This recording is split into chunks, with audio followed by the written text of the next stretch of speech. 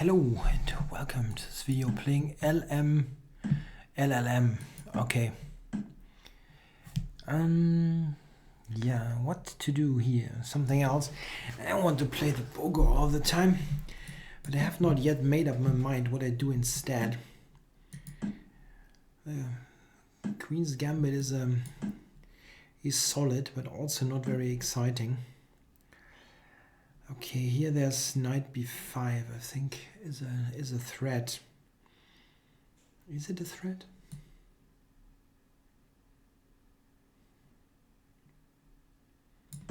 I don't think so.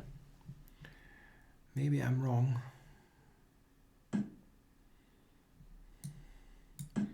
Okay, doesn't seem to be a threat. I thought takes knight b5 is sometimes an option, but probably I was correct in assuming it's nothing special.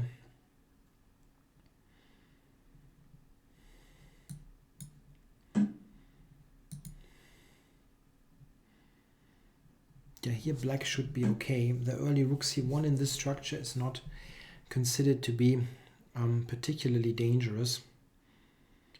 There are various versions of that position with h3 played, a3 played, and rook c1 is one of the lesser threatening versions. Yeah, queen a5 is something that is a bit bothersome for white.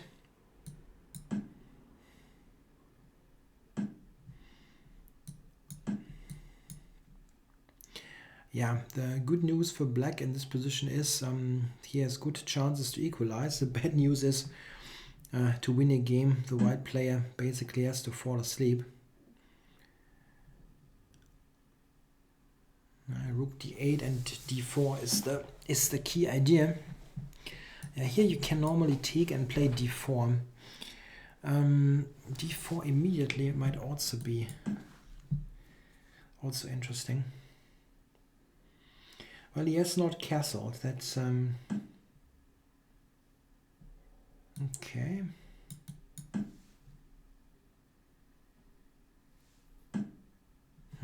But here, okay, he probably get things back. Maybe rook e8 here. I can take b2. Rook b1 though. Okay, let's go here.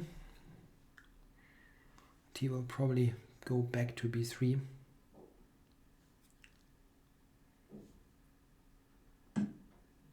No.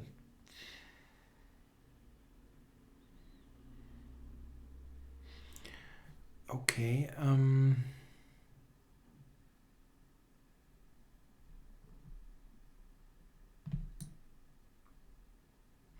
wait, rook e7. No, there's no back rank issue.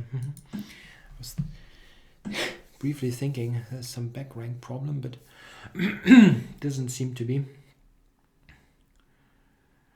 Okay, knight e5. That can be a self pin in some cases. Let's go back.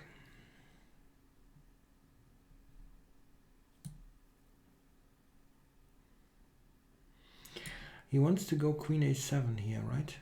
That is the idea. Okay.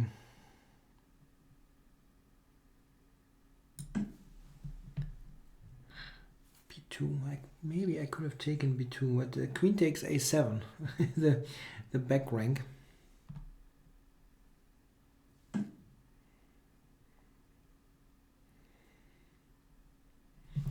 Okay. d7 here. I cannot take yet. Bishop e4 maybe.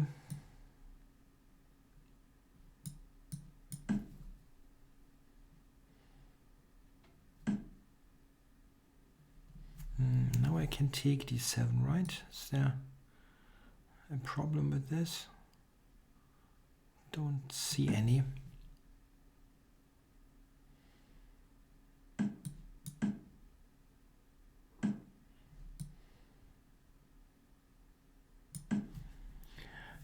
bishop back to c6, and then I'm very safe with 2 minor pieces against the rook.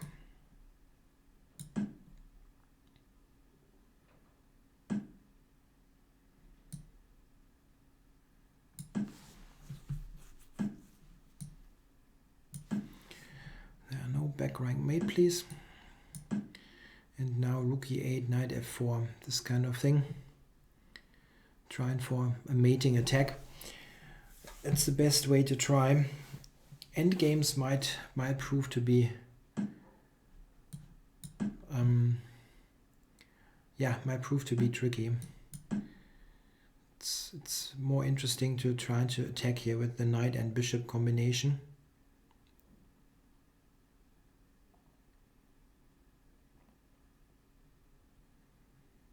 Knight f4 and so on.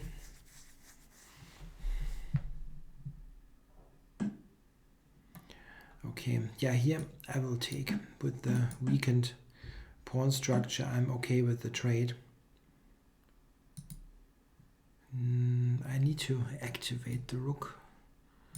The good thing is that this bishop is keeping everything so nicely protected. Check.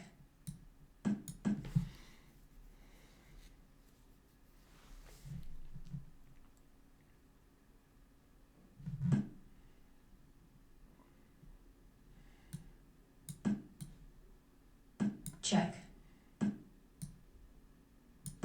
White resigns. Yeah, that was a surprisingly straightforward win out of this quite lame opening.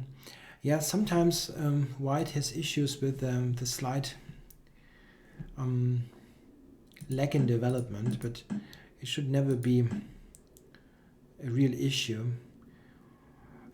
But okay, I don't know. Maybe queen b3 it's looking very normal, this move, but I don't think it's particularly helpful, let's say, as he is in those potential forks all of the time. Yeah, you want to play this, for example, but knight f4 is also a problem, and here this is also bad. Yeah, he probably has to do this. I mean, black is equalizing, but this is just the nature of that line. Yeah, d4 takes. Yeah, now I just took it. Queen takes. So the engine wants to play f takes, showing no prejudices here. Maybe this is really better. It covers those squares and the f file is open.